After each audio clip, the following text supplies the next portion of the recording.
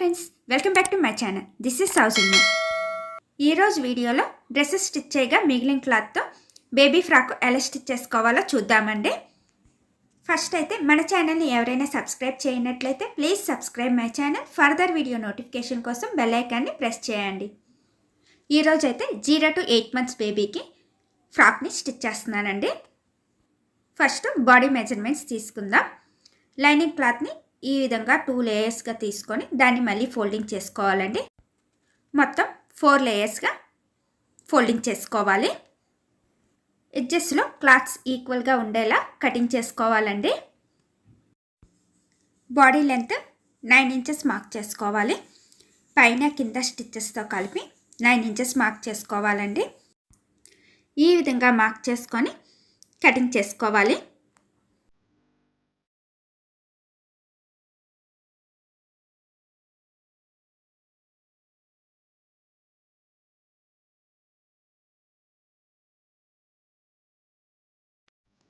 ఇలా కటింగ్ చేసుకున్న తర్వాత ఫ్రంట్ పార్ట్ కోసం బ్యాక్ పార్ట్ కోసం క్లాత్ని సెపరేట్ చేసుకోవాలండి. ఫస్ట్ అయితే ఫ్రంట్ పార్ట్కి మెజర్మెంట్ తీసుకుందాము.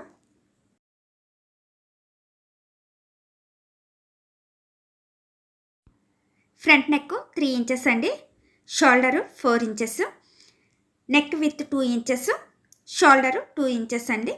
ఇలా మార్క్ చేసుకోవాలి. నెక్ కర్వ్ కోసం 1 inch తీసుకొని ఇలా మార్క్ చేసుకోవాలండి. ఆర్మ్ హోల్ 4 inches తీసుకోవాలండి. ఆర్మ్ హోల్ కర్వ్ కోసం 1 inch మార్క్ చేసుకోవాలి. మార్క్ చేసినప్పుడు ఒక 1/2 inch ఈ విధంగా లోపలికి మార్క్ చేసుకోవాలి.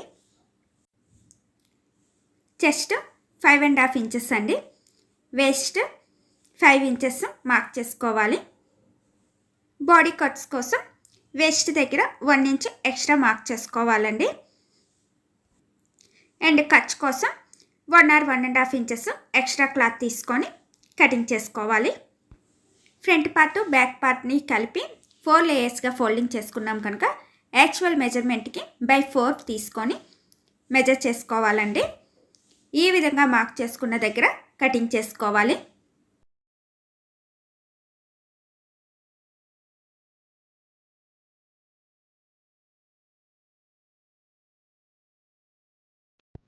ఇప్పుడు బాడీ డౌన్ పార్ట్లో సైడ్కి ఒక 1/2 inch ఈ విధంగా కటింగ్ చేసుకోవాలండి షేప్ కోసం.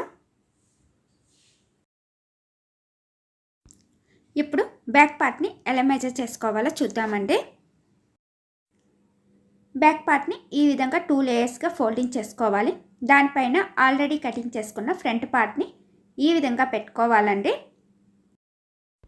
బ్యాక్కి హుక్స్ కోసం బ్యాక్ పార్ట్కి ఒక 1/2 inch క్లాత్ని విడిచిపెట్టి ఫ్రంట్ పార్ట్ని ఈ విధంగా పెట్టుకోవాలి వీడియోలో చూపిస్తున్నట్లుగా.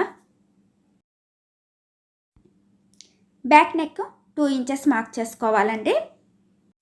నెక్ కర్వ్ కోసం 1 inch మెజర్ చేసుకొని ఈ విధంగా మార్క్ చేసుకోవాలి.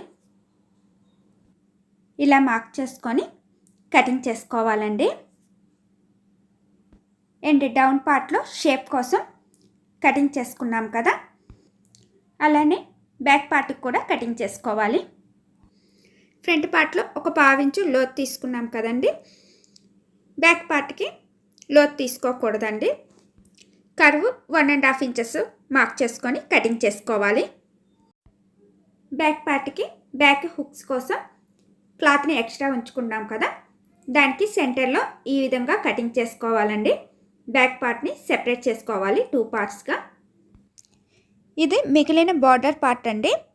ఈ బార్డర్ పార్ట్ని ఫ్రంట్ బాడీ పార్ట్ కోసం యూజ్ చేస్తున్నాను. ఈ క్లాత్ పైన ఫ్రంట్ పార్ట్ లైనింగ్ క్లాత్ని ఈ విధంగా పెట్టుకోవాలండి.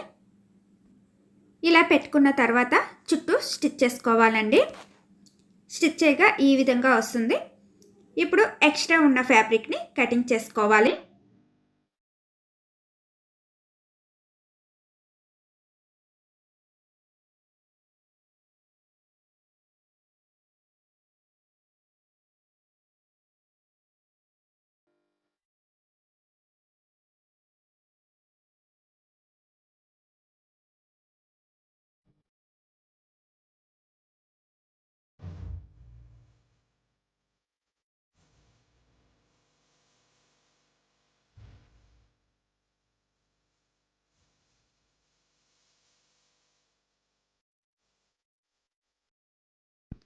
ఈ విధంగా ఎక్స్ట్రా ఫ్యాబ్రిక్ని కటింగ్ చేసుకున్న తర్వాత కార్నర్స్లో స్లిట్స్ పెట్టుకోవాలండి.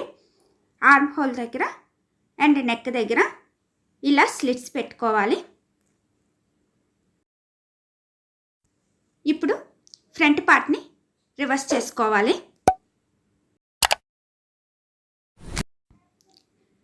రివర్స్ చేయగా ఈ విధంగా వస్తుందండి.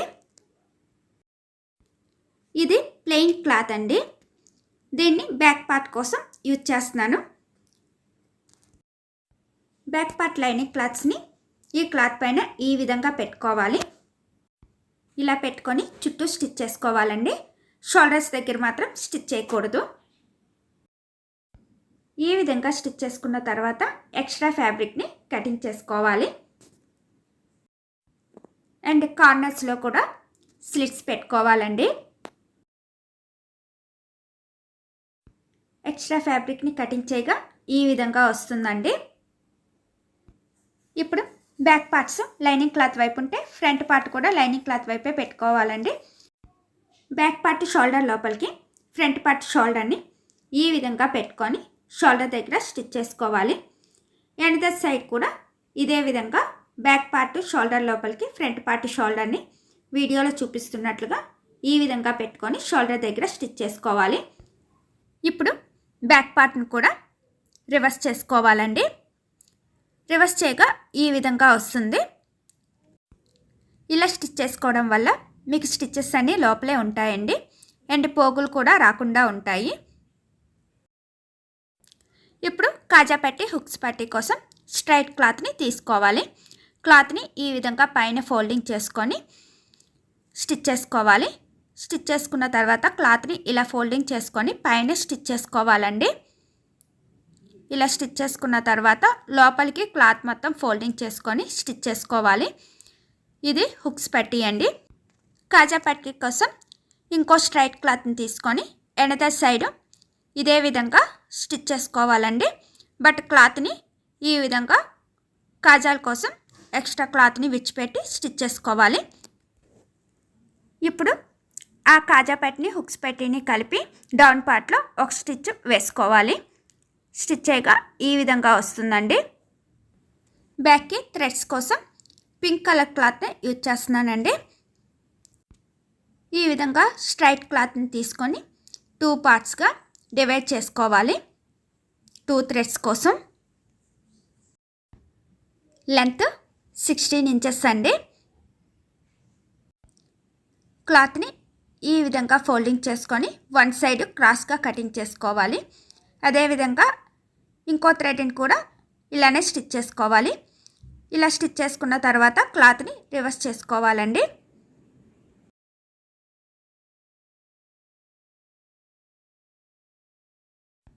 రివర్స్ చేయగా ఈ విధంగా వస్తుందండి.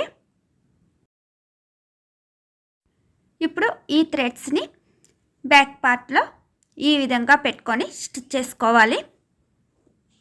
స్టిచ్ చేయగా ఈ విధంగా వస్తుంది. ఇప్పుడు కట్స్ కోసం బాడీ పార్ట్ని ఈ విధంగా సెంటర్కి ఫోల్డింగ్ చేసుకోవాలి. సెంటర్ పార్ట్ నుండి మెజర్ చేసుకోవాలండి.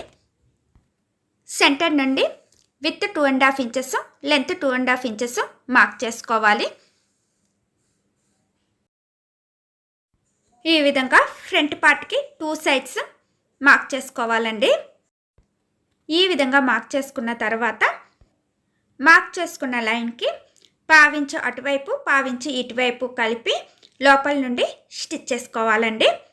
ఇదే విధంగా బ్యాక్ పార్ట్కి కూడా సెంటర్లో మార్క్ చేసుకొని with 2.5 inches, length 2.5 inches mark చేసుకోవాలి. ఇదే విధంగా ఎండర్ సైడ్ కూడా మార్క్ చేసుకోవాలండి. ఫ్రంట్ పార్ట్ని ఏ విధంగా అయితే లోపలికి ఫోల్డింగ్ చేసుకొని స్టిచ్ చేసుకుంటున్నామో అదేవిధంగా బ్యాక్ పార్ట్కి కూడా స్టిచ్ చేసుకోవాలి. స్టిచ్ చేయగా ఈ విధంగా వస్తుందండి. ఇది 1/2 మీటర్ క్రేప్ లైనింగ్ క్లాత్ అండి. ఈ క్లాత్ని ఈ విధంగా 2 లేయర్స్గా ఫోల్డింగ్ చేసుకోవాలి. లెంత్ 12 ఇంచెస్ ఉందండి. దీన్ని సెంటర్కి ఈ విధంగా కటింగ్ చేసుకోవాలి. ఇలా ఫ్రంట్ పార్ట్ కోసం, బ్యాక్ పార్ట్ కోసం సెపరేట్ చేసుకోవాలండి.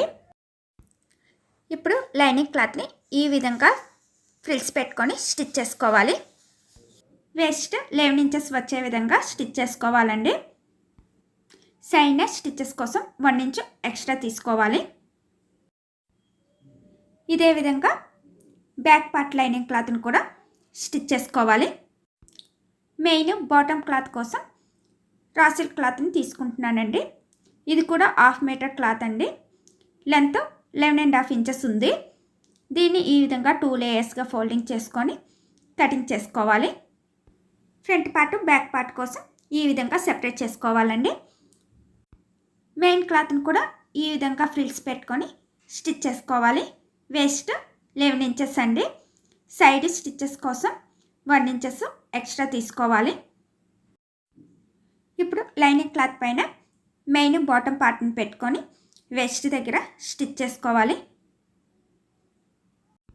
ఇదే విధంగా బ్యాక్ పార్ట్ని కూడా స్టిచ్ చేసుకోవాలండి.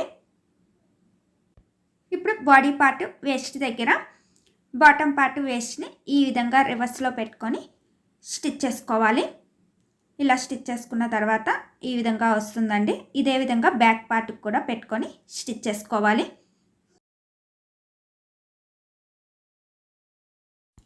ఇప్పుడు ఫ్రంట్ పార్ట్ని బ్యాక్ పార్ట్ని కలిపి బాడీ సైడ్ని ఎలా మెజర్ చేసుకున్నామో అదేవిధంగా సైడ్ని స్టిచ్ చేసుకోవాలి.